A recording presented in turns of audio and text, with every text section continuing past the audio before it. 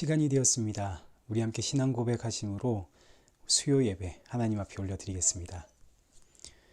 전능하사 천지를 만드신 하나님 아버지를 내가 믿사오며 그 외아들 우리 주 예수 그리스도를 믿사오니 이는 성령으로 잉태하사 동정녀 마리아에게 나시고 본디오 빌라도에게 고난을 받으사 십자가에 못 박혀 죽으시고 장사한 지 사흘 만에 죽은 자 가운데서 다시 살아나시며 하늘에 오르사 전능하신 하나님 우편에 앉아 계시다가 저리로서 산자와 죽은 자를 심판하러 오시리라. 성령을 믿사오며 거룩한 공예와 성도가 서로 교통하는 것과 죄를 사하여 주시는 것과 몸이 다시 사는 것과 영원히 사는 것을 믿사옵나이다. 아멘. 찬송가 309장 우리 함께 찬양하시겠습니다. 목마른 내 영혼 주가 이미 허락한 그 귀한 생명수 주여 갈망합니다. 그 약속 따라서 힘써 간구하오니 오 주여 내 기도 어서 들어주소서. 예수의 사랑 예수의 사랑 바다 물결같이 내게 임하니 영광의 물결에 온전히 쌓여서 내 영혼의 기쁨 한량 없도다. 주 내게 약속한 큰 비 내려주시려. 은혜의 저 구름 건너편에 떠올라 그 귀한 징조가 내게 밝히 보이니 나 힘을 다하여 주께 간구합니다.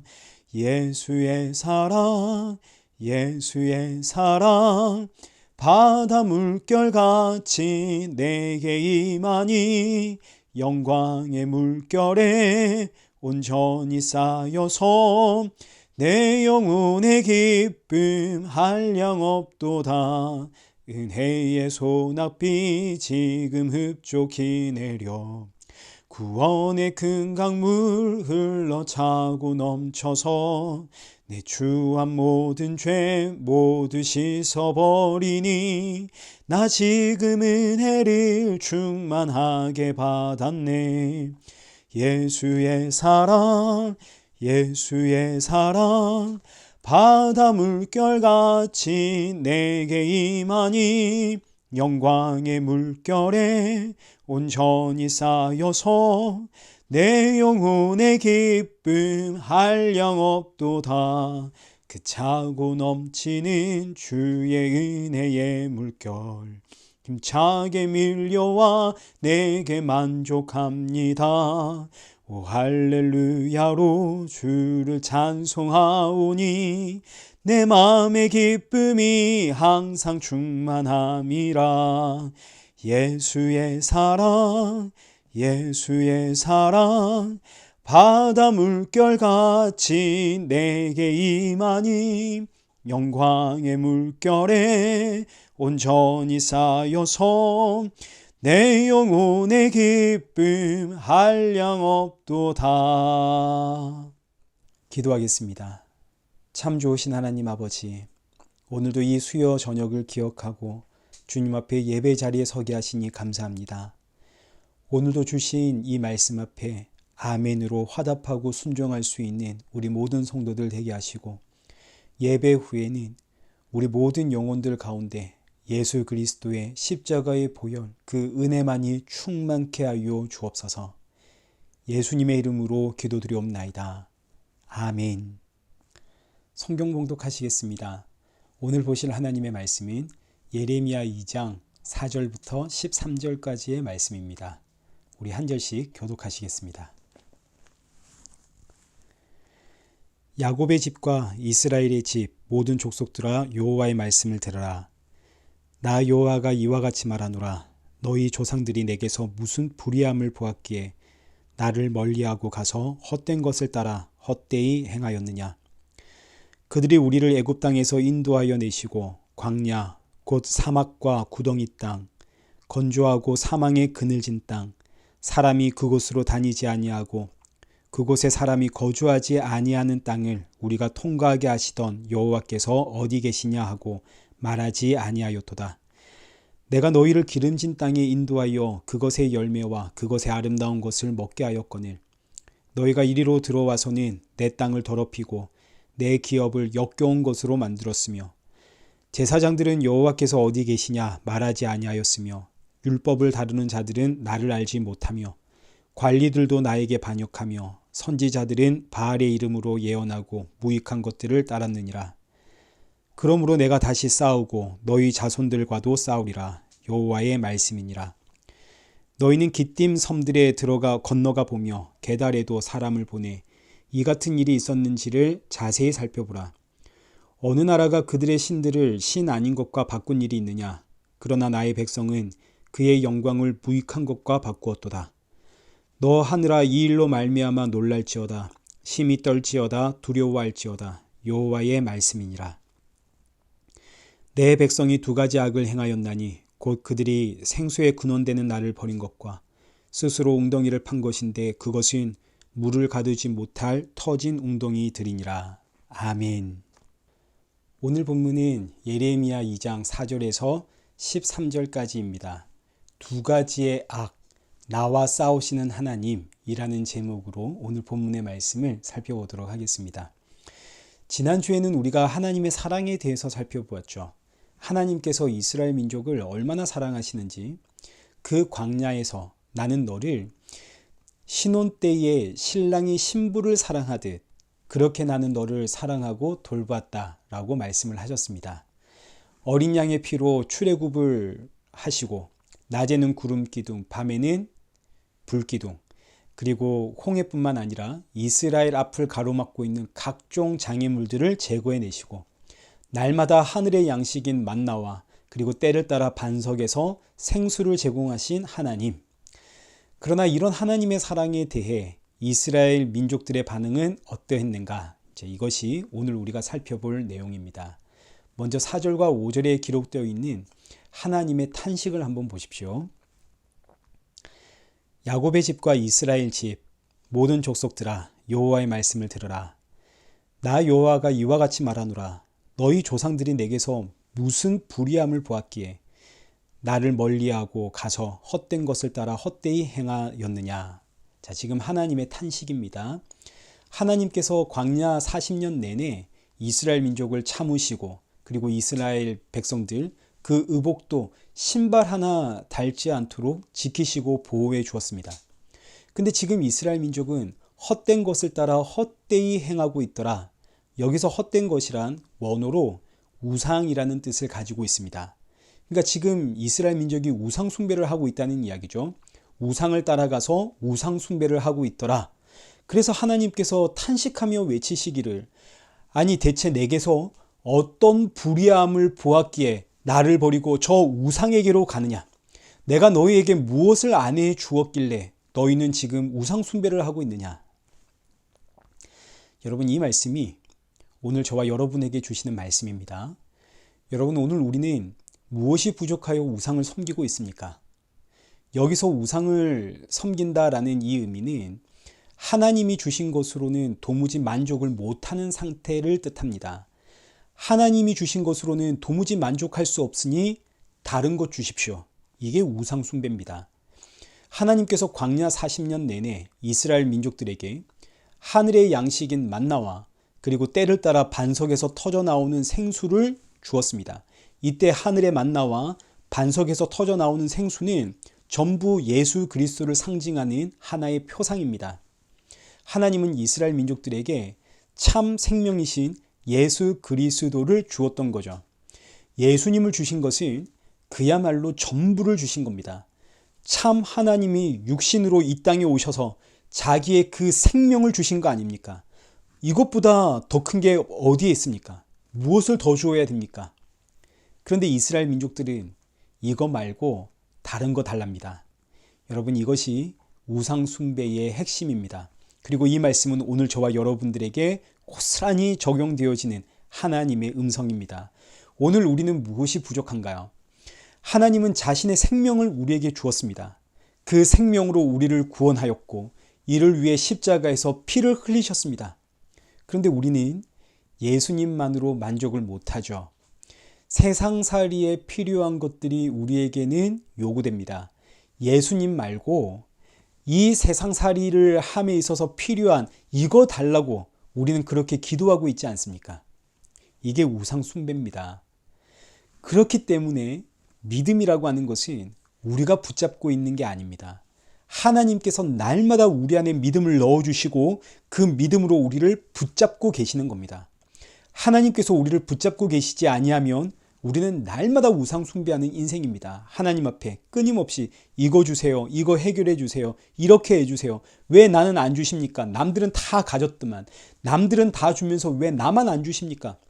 우리는 이렇게 불평만 하다가 지옥 가는 인생입니다. 그런데 이런 우리를 하나님께서 붙잡고 계시기 때문에 날마다 세상살이 원망하며 불평하며 그렇게 살아가는 우리 인생이지만 결국은 십자가로 돌아오고 결국은 예수 그리스도의 그 이름 앞에 무릎을 꿇게 되는, 여러분 이것이 얼마나 놀랍고 귀한 은혜인가 말로 표현할 수가 없습니다. 우리는 이 은혜 가운데 살고 있다는 거 여러분 꼭 기억하십시오. 오늘 본문이 바로 이 이야기를 하는 겁니다. 지금 본문에 등장하고 있는 이스라엘 민족들이 지금 우리의 모습과 똑같습니다. 예수님만으로는 도무지 만족할 수 없는 상태. 하나님은 이스라엘 백성들을 구원하기 위해 어린 양으로 피 흘려 죽으셨고 광야에서는 만나와 생수로 이스라엘 백성들에게 나타나셨습니다. 하나님은 그야말로 자신의 전부를 주었습니다. 그러나 이스라엘 백성들의 주장은 이겁니다. 아니 하나님, 우리가 언제 그거 달라 그랬습니까? 그거 우리가 원하는 거 아닙니다. 우리가 원하는 건 따로 있는데 왜 자꾸 하나님은 자기가 원하는 거 그거 우리한테 주면서 우리 보고 이제 만족해라 그러십니까?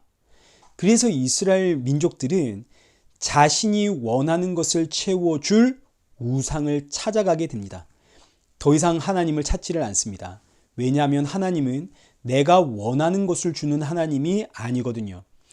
자기가 원하는 것을 나에게 주고는 나보고 계속 만족하라고 하니까 세상에 이런 신이 어딨나. 그래서 하나님을 찾지 않고 하나님을 떠나버린 이스라엘 민족. 6절입니다. 그들이 우리를 애굽 땅에서 인도하여 내시고 광야 곧 사막과 구덩이 땅 건조하고 사망의 그늘진 땅 사람이 그곳으로 다니지 아니하고 그곳에 사람이 거주하지 아니하는 땅을 우리가 통과하게 하시던 여호와께서 어디 계시냐 하고 말하지 아니하였도다.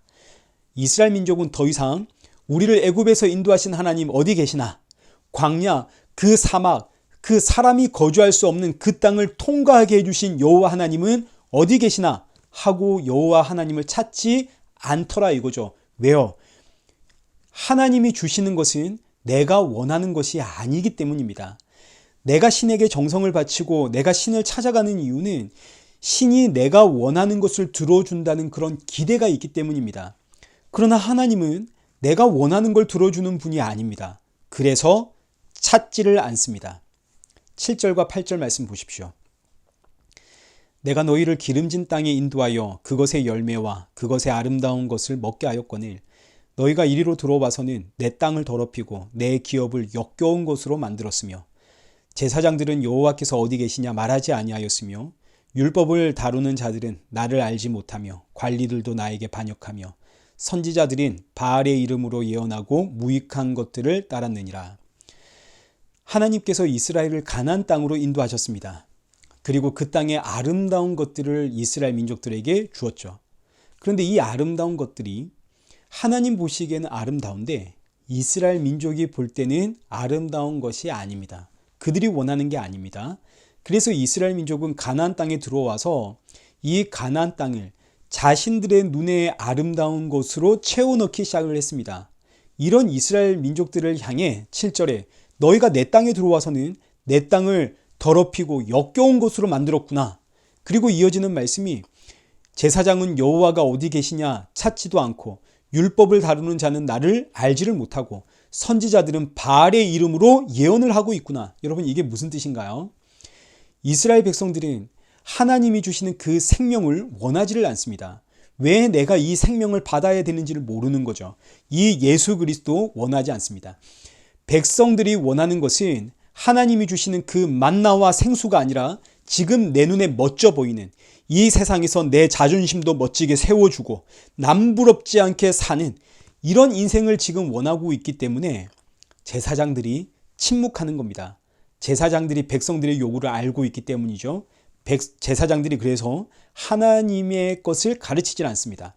율법을 다루는 자들도 마찬가지입니다. 이들도 침묵하고 있습니다. 율법을 이야기하면 하나님이 우리에게 주시는 것을 가르쳐야 하는데 이 백성들이 싫어합니다. 율법 가르치는 자들이 침묵을 하는 거죠. 백성들의 눈치를 본다는 뜻입니다. 선지자들은 아예 드러내놓고 바알의 이름으로 예언을 합니다. 바알은 백성들이 원하는 그걸 주는 신입니다. 세상에 풍요를 주는 신이 바알입니다. 이스라엘 민족이 원하는 바로 그 신이죠. 그래서 선지자들은 하나님을 마치 바알처럼 여러분 하나님이 여러분이 원하는 그 풍요를 주십니다 하고 거짓 예언을 하더라. 이 말씀은 아무리 보고 또 봐도 정말로 오늘 이 시대의 모습과 똑같습니다. 어쩜 이 시대와 똑같은지. 근데 여러분, 이어지는 말씀이 우리에게 소망이 되는 겁니다. 이렇게 끝나면 이스라엘 민족들에겐 심판뿐이 없습니다. 그러나 이어지는 말씀이 9절, 단 한 절이지만 정말 스쳐 지나갈 수 있는 이 9절이지만 이 9절이 얼마나 중요한지 여러분 소망의 메시지입니다. 9절을 보십시오. 그러므로 내가 다시 싸우고 너희 자손들과도 싸우리라. 여호와의 말씀이니라. 지금 우리가 이 모양이니까 하나님께서 이제는 우리와 싸우겠다 하십니다. 하나님께서 우리와 싸우실 이유가 뭐가 있겠습니까? 우리가 지금 이 모양이면 하나님 싫어요. 우리는 세상이 좋아요. 우리가 이런 모양이면 하나님이 우리에게 관심을 끄시면 되는 거 아닙니까? 하나님의 최고의 형벌은 무관심입니다. 무관심은 넌 나와 상관이 없다 이런 뜻이죠. 너는 나와 상관없으니 너 그냥 너 마음대로 살아라. 그리고 마지막에는 하나님의 심판대 앞에 서서 영원한 지옥 형벌을 선고받습니다. 그런데 하나님께서 그렇게 하지 않고 이제는 우리와 싸우겠다 하십니다. 하나님이 우리와 싸우실 이유가 뭐가 있나요? 하나님이 우리와 싸우겠다는 이유는 이렇게 세상을 좋아하고 이렇게 내가 원하는 것만 찾아가는 이 인생과 하나님이 싸워서 반드시 내가 너를 나의 백성으로 만들어 놓고야 말겠다. 하나님의 열심에 대한 이야기입니다. 내가 반드시 너와 싸워서 너의 고집을 꺾어놓고 너의 생각과 너의 상식과 너의 사고를 내가 꺾어놓고 예수 그리스도의 그 이름 앞에 무릎을 꿇는 인생으로 만들어 놓고야 말겠다. 하나님의 각오고 하나님의 다짐이고 결단이고 하나님의 열심입니다. 이 말씀이 우리에게 소망이 되는 겁니다. 우리는 늘 세상 바라보며 살아가는 인생 아닙니까?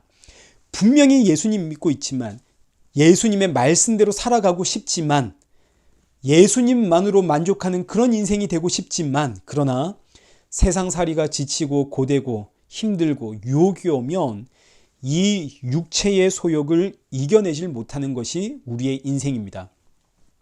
그러나 우리의 주는 이런 나를 반드시 하나님의 자녀로 그 흠도 점도 티도 없는 거룩한 백성으로 만들고 내고야 말겠다. 그리고 그렇게 만들어지는 그날이 바로 우리 주 예수 그리스도 다시 오시는 그날입니다. 그날에 우리는 이 죄된 육신을 벗고 하나님이 주시는 부활의 새 몸을 입고 점도 흠도 티도 없이 거룩하신 예수 그리스도 앞에 서게 되는 거죠. 그래서 성도의 신앙이 마라나타, 아멘 주 예수여 오소 오시옵소서. 우리는 이 신앙으로 살아가는 겁니다. 자, 이제 이어지는 10절 말씀을 한번 보십시오. 너희는 기띔 섬들에 건너가 보며 게달에도 사람을 보내 이 같은 일이 있었는지를 자세히 살펴보라. 어느 나라가 그들의 신들을 신 아닌 것과 바꾼 일이 있느냐? 그러나 나의 백성은 그의 영광을 무익한 것과 바꾸었도다. 자, 지금 세상에 이런 민족은 없다는 이야기입니다. 기띔의 섬이란 이스라엘의 서쪽을 이야기하고 게달은 이스라엘의 동쪽을 이야기합니다. 이스라엘의 서쪽에서 이스라엘의 동쪽까지, 이거 이제 쉽게 표현하면 해 지는 데서부터 해 뜨는 데까지, 해 뜨는 데서부터 해 지는 데까지 온 천하를 뜻하는 표현입니다. 해가 뜨는 데서부터 시작해서 해가 지는 데까지 그 어떤 민족이 이런 민족이 있는가 한번 봐라. 그 어떤 민족도 자기의 신을 바꾸지 않는다. 그런데 너희는 바꾼다. 오직 이스라엘 민족만이 신을 바꿉니다. 근데 사실은 이것이야말로 하나님만이 참된 신이다 하는 것을 증거하는 역설입니다. 이 세상의 신들은 원래가 거짓된 것들이고 사람이 만들어낸 신들입니다. 그래서 저들은 자기의 신을 바꿀 필요가 없죠. 저들의 신들은 자신의 그 소원을 다 이루어주는 신이거든요. 세상의 모든 신들은 전부 내 소원을 이루어주는 신들입니다. 그러니까 내가 만든 이 신을 내가 바꿀 이유가 전혀 없습니다. 그러나 오직 하나님만이 참된 신이기 때문에 하나님은 내가 원한다고 해서 그것 주시는 분이 아니라 우리에게 영원한 참된 생명을 주시는 분입니다. 내가 원하는 것은 그거 아무리 받아서 그거 아무리 채워 넣어도 그 끝은 사망이고 죽음이고 영원한 지옥 형벌입니다. 그래서 하나님은 내가 원하는 것을 주는 것이 아니라 영원한 참 생명을 우리에게 주십니다. 그러나 지금 이스라엘 민족들의 불행은 뭐냐면 내가 왜 이 생명을 받아야 하는지를 모르는 것에 있습니다. 아니 내가 지금 죽지 않고 이렇게 살아있는데 내가 그 생명을 왜 받아야 하나? 의미를 모릅니다.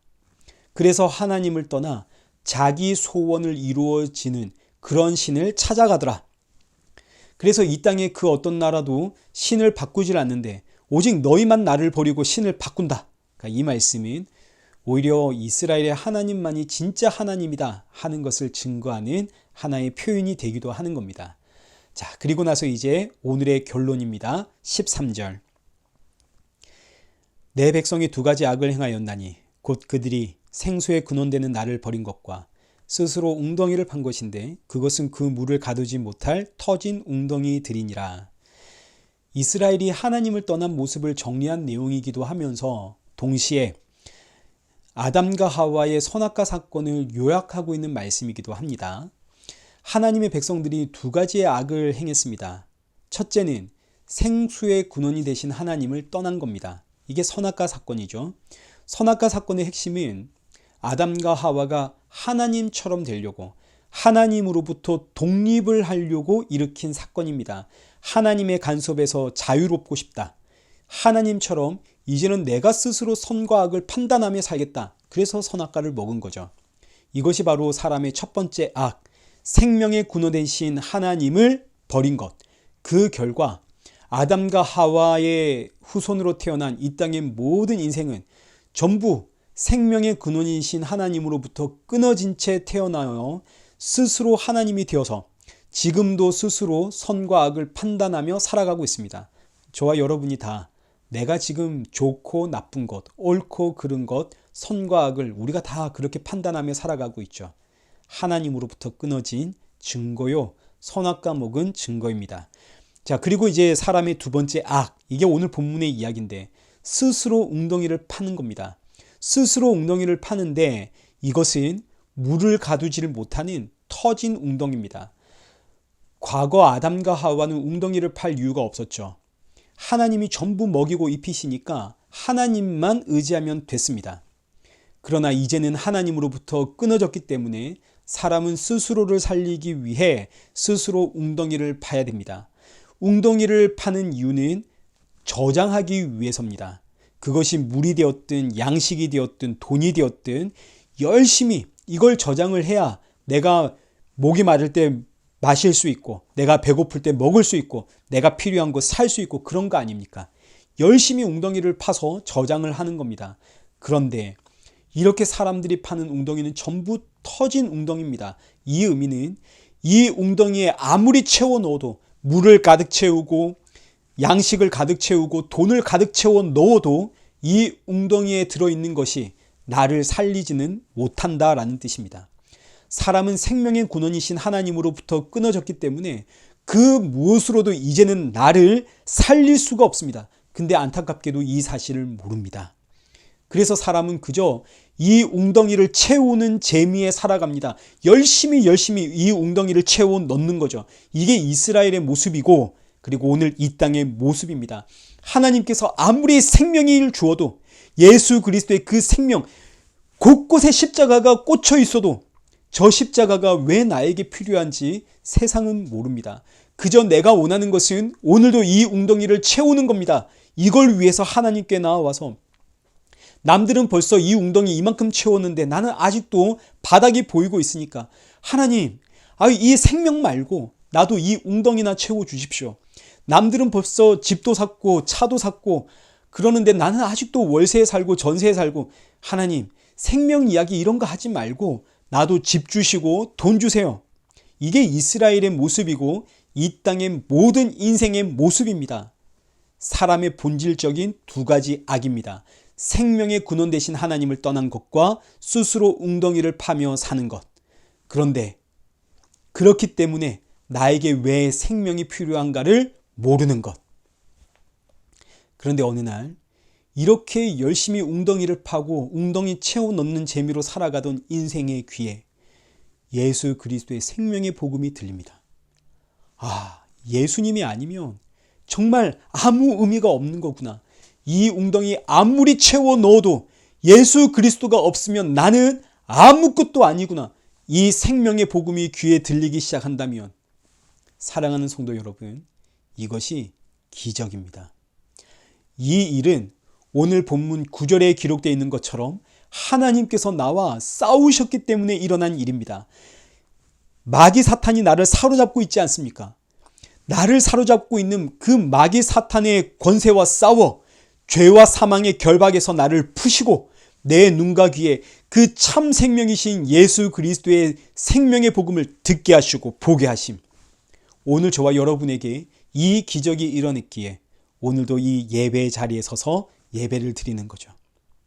그러나 이 기적은 나에게만 일어났다고 해서 좋아하고 끝낼 일이 아닙니다.